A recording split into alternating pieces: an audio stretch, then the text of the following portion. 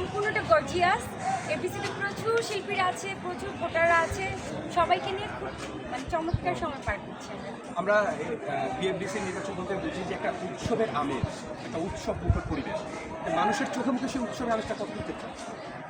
পুরোটাই তো উৎসবের আমেজ। আমরা এখন উৎসবের মধ্যেই আছি, নির্বাচন পর্যন্ত উৎসবের আমেজেই থাকবো। আমার কাছে এখন প্রতিদিনই ঈদের মতো করে মনে হচ্ছে।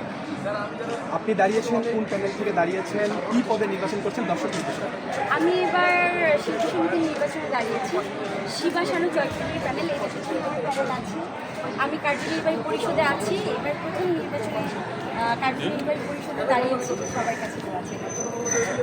অনেক সিনিয়র মানুষজন দাঁড়িয়েছেন, তাদের মধ্যে আপনি ছোট মানুষ দাঁড়িয়েছেন।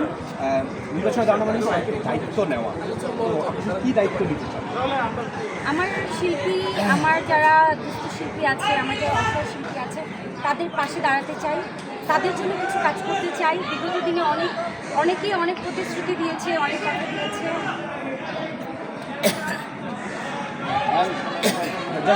শেষ করুন।